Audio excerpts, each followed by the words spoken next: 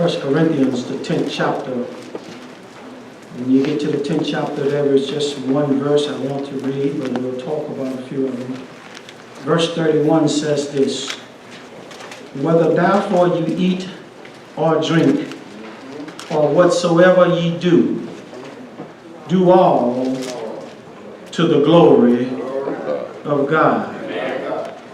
Let me read that again. "Whether therefore ye eat or drink, or whatsoever ye do, do all to the glory of God." Do me a favor, look at somebody and say these words: "It's not about you." It is not about you. Amen. You may be seated. Amen. Thank you, Ursus, for your obedience. There was a young man who had become the chief neurosurgeon of a particular medical institution.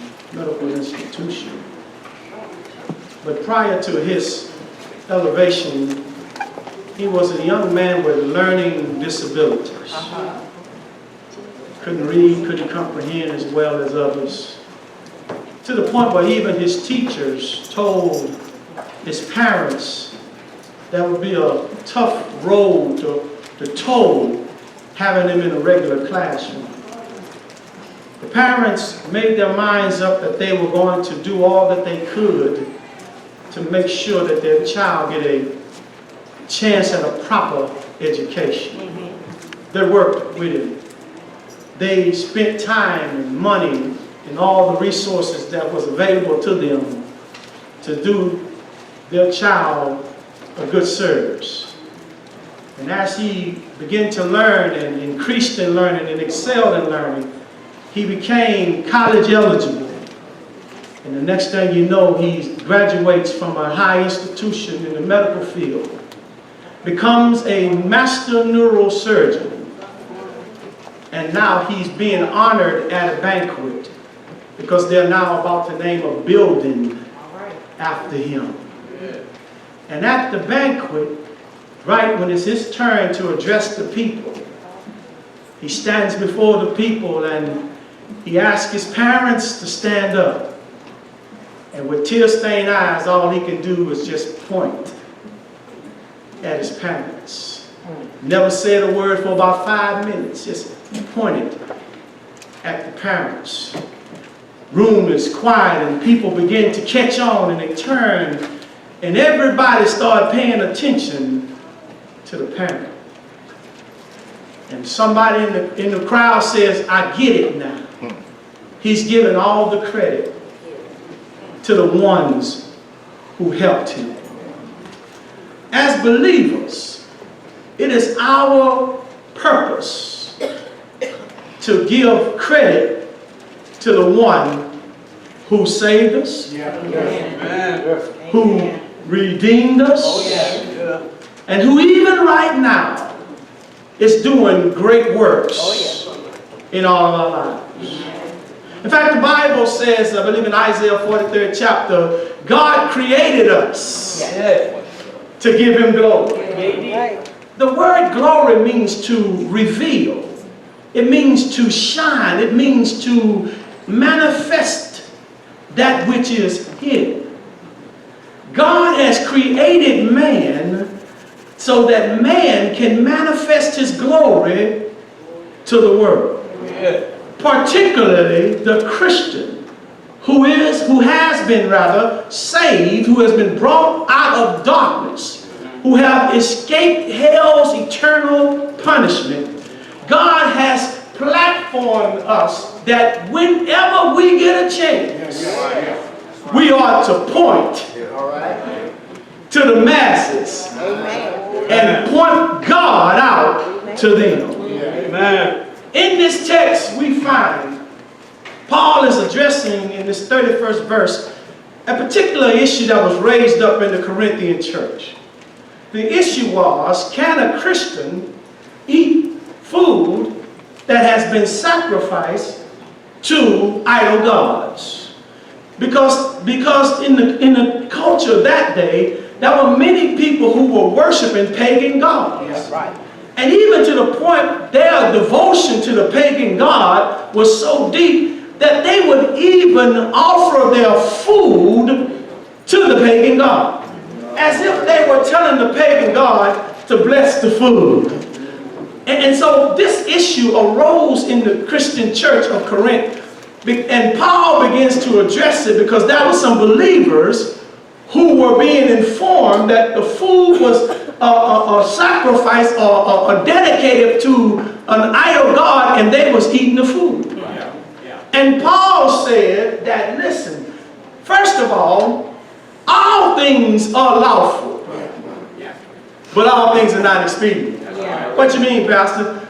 As a Christian, you have freedom to do all things, but all things are not beneficial for God's glory.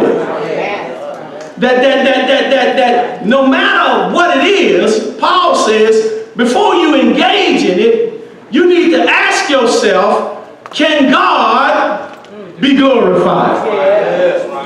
Can God be revealed? Can someone see God through your decision? And today, I'm mighty afraid to admit to the church today that there are many Christians that if you was asked that question, can someone look at your actions? Can someone look at your Facebook page and see God in it? Can someone look at your life, your walk, your talk, your way? Can someone look at you and point to God because of your actions?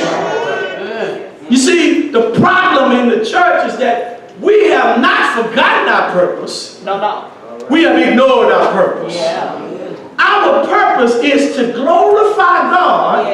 That's what the text says, in whatsoever we do. Paul says, from the simplest things to the things that seem complex. He says, before we make a decision on them, the question needs to be explored and answered, can God be seen through our actions? Yes, sir. Because in the text, the Christians was going over unbelievers' house. There's nothing wrong with that. Sitting down eating dinner with them, wasn't nothing wrong with that. But when they were informed that the food was sacrificed to idols, Paul said they were steady in indulging themselves when that was an opportunity to let God be glorified by saying, because you told me this food has been sacrificed to an idol, I cannot partake of it because that's not who I represent. Now, once again, Paul goes back. He says, I hear everybody talking, so I'm going to go ahead and echo it. I know in Christ we got freedom. You do know that as a Christian, you have freedom. But the problem with freedom, get a little closer for this one, our freedom can make us slaves. Because we can become slaves to a pursuit that does not give God glory. So Paul here says to the believers, shame on you. You shout in the church amongst all your people who look like you, sound like you, and talk like you.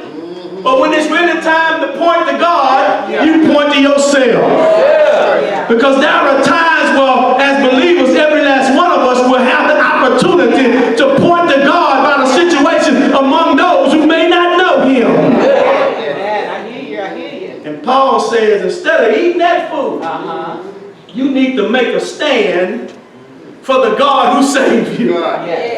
Instead of indulging in activities. And this ain't just about food, so get that out your mind, but it's about the things that we come across every day that God wants an opportunity to be seen through your actions. After all, why do we come to church? Why do we sing in the choir? Why do we serve in different positions? Why do we preach behind the pulpit? Why do we do what we do? If we are doing it for any other reason, we are glory robbers.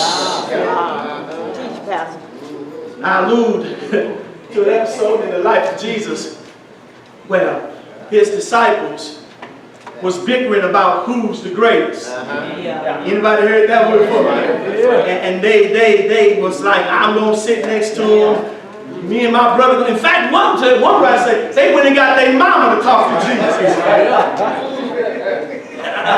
Who's going to sit down next to Jesus? And Jesus said, first of all, it ain't mine to give. There you go. Second of all, you don't even know what cup, how deep and bitter this cup is that required for those who may sit there. But the problem is you got your eyes on you instead of what I want to do through you.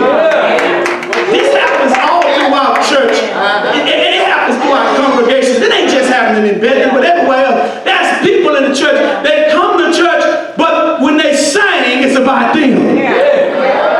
They want to do it so somebody can be impressed with them. And you can just about tell because they stay pretty with you.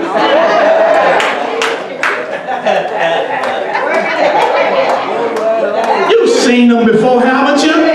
They don't want to sweat. They don't want to get up. You see how ugly man and Sister Reed, they just crazy. They don't care because it ain't about them. And when it's not about you, you ain't worried about what folks say, do, or think. All you want to do is point. Get your eyes off of me and point to the Lord. I know.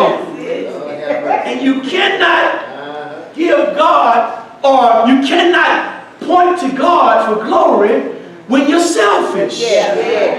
When you think it's about you. How you sound. If it miss a beat, so what? Is it for God glory? Then if it's for God glory, you can miss a beat all you want to. God needs to be glorified. We get caught up in being great and grand and glorious, and we don't need great and being grand, because whoever God want to make great, He gonna make great. We spend our time, we waste our time trying to do something that we're not capable of doing. But instead I hear Jesus says, the greatest in kingdom eyes is those who serve. See how quiet they got right there? It ain't, your greatness ain't based upon your status, but your greatness is based upon your service. It's what you do for Christ. You know the song, you may build cathedrals large or small, skyscrapers big or tall, conquer all your failures of the past, but only. Do I have a witness in here? Only. See, I know what's happening, and it's good because what's happening, you're probably rolling the tape back, and you're seeing how guilty you've been. You're going back over the times where you've done something, and you've done it because you want folk to, you know? But it's supposed to be for the glory of God. Paul says in this text simply, whenever opportunity you and I have, it is not for people to pat us on the back, give us accolades. It's not even, watch this, for you to even expect something from somebody. Oh, you heard my name wasn't on the program. I know that's uncomfortable, but it's true. They didn't call my name. So they don't come to church for 2 months because somebody didn't call their name. But if it ain't about you, they don't have to call your name. The only time that you really need to be concerned about your name being called is when you die and leave this place. Because that's the only time where your name don't really matter. Because people can call your name all the time, but if He don't call your name, oh, I want to see Him. Look upon His face.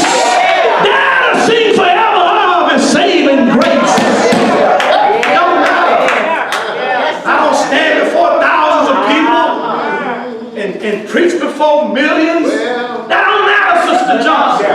If I can just help one somebody, if I can just make a difference in one somebody's life, if I can just say a word, Reggie, to help somebody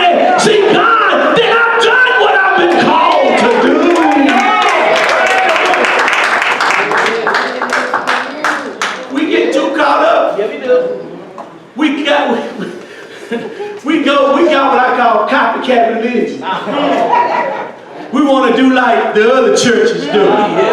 We want to be like them. And whenever you ascribe to be like somebody to the point you get so caught up with them, it ain't about God anymore, it's about you. So, text says, Sister Ketchum, whatever you do, whether it's eat, drink, whatever, do it so God can be glorified. Yes, sir. Thank you. Well, let me get a little bit more practical here. Buckle your seatbelts for this one. Christians, you got to remember when you're out and about. I know you can drink. Thank you, Brother Dog.